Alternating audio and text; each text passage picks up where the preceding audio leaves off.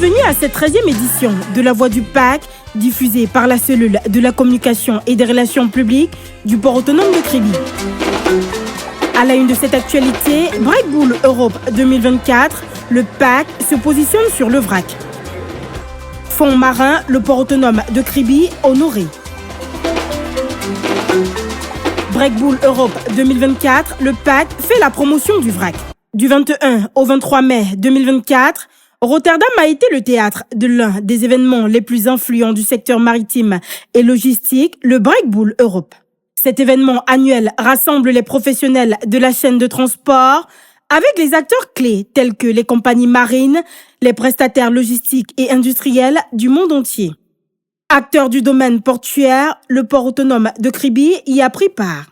Conduite par Michael Mamma, directeur de l'exploitation du PAC, la délégation visait à attirer de nouveaux trafics et à sécuriser les investissements déterminants. Michael Mamma a su mettre en avant les atouts et les capacités exceptionnelles du port de Kribi auprès des opérateurs internationaux. La participation du PAC au Breakbull Europe revêt ainsi une importance stratégique. Durant l'événement, le port de Kribi a rencontré des entreprises influentes telles que AGL, DHL et CMA-CGM.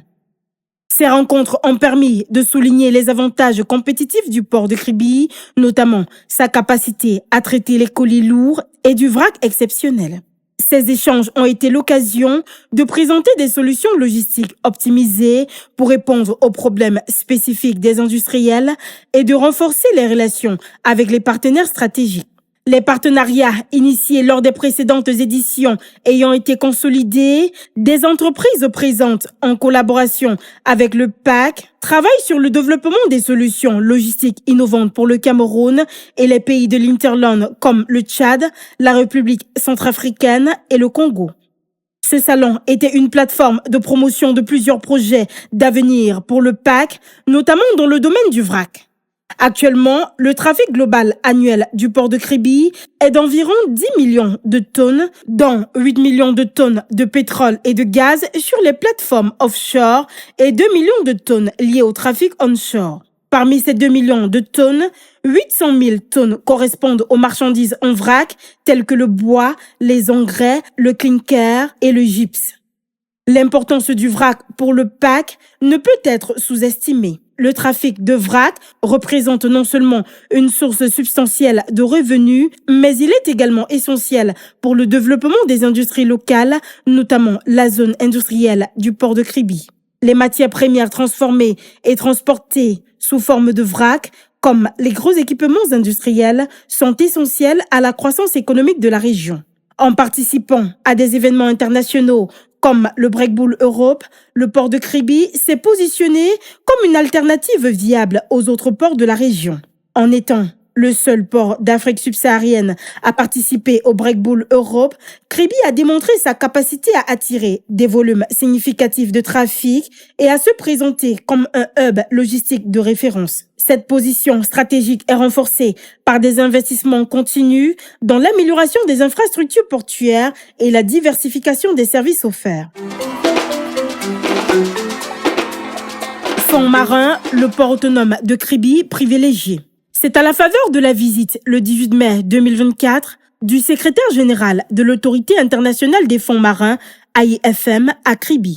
Il est 16h lorsque le directeur général du port autonome de Kribi, Patrice Melom, accueille Michael Loch, secrétaire général de l'Autorité internationale des fonds marins, AIFM, ainsi que la forte délégation officielle qui l'accompagne.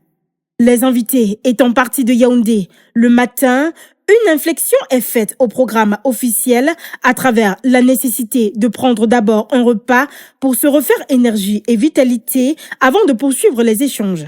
Ceux-ci avaient déjà commencé en mi-journée avec l'accueil de la délégation par le préfet, le maire de la ville et leurs suites respectives.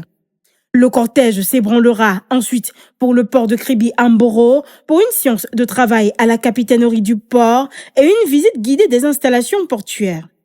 Au cours de la présentation, le directeur de l'aménagement Peter Aboko souligne les études réalisées jusque-là au niveau de l'espace marin, l'impact des activités anthropiques et les mesures correctives, les difficultés ainsi que les perspectives. Les échanges se sont poursuivis sur les mesures de préservation de l'espace marin, le soutien aux études des fonds marins le long de la côte de Kribi. Le chef de la délégation, Shingmoon Oumar, par ailleurs secrétaire général du ministère des Relations extérieures, se dit satisfait des actions menées au port de Kribi dans ce domaine. Un sentiment partagé par Michel Tomo-Monté, ambassadeur du Cameroun auprès des Nations Unies, qui rappelle que l'AIFM est aussi au Cameroun pour signer un mémorandum d'entente avec l'Institut des Relations internationales du Cameroun. Il indique également qu'un hommage doit être rendu au défunt ministre Paul Bamela Ngo, alors représentant permanent du Cameroun auprès des Nations Unies, qui a contribué à mettre en place les fondations de cette haute institution qui régule le fonctionnement des espaces marins extraterritoriaux. Michael Lord, au cours des échanges, dit sa satisfaction pour ce déplacement. Il salue le leadership du chef de l'État, rappelle que c'est la première visite officielle d'un SG au Cameroun depuis la création de l'AIFM en 1994. Enfin, il prend note de la sollicitation faite liée au renforcement des capacités pour les questions de pollution. Enfin, il assure que des opportunités existent au niveau de l'AIFM en termes de renforcement des capacités en matière de gestion de la pollution marine, d'évaluation de techniques nouvelles pour l'exploitation de la mer. Pour rappel, l'Autorité internationale des fonds marins est une organisation internationale autonome faisant partie du système commun des Nations Unies qui a été créée en 1982 en vertu de la Convention des Nations Unies sur le droit de la mer CNUDM et de l'accord relatif à l'application de la partie 6 de cette même convention.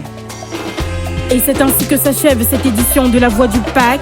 À la présentation, j'étais Tatiane Gefag. Merci pour votre attention. Rendez-vous la semaine prochaine pour un nouveau numéro.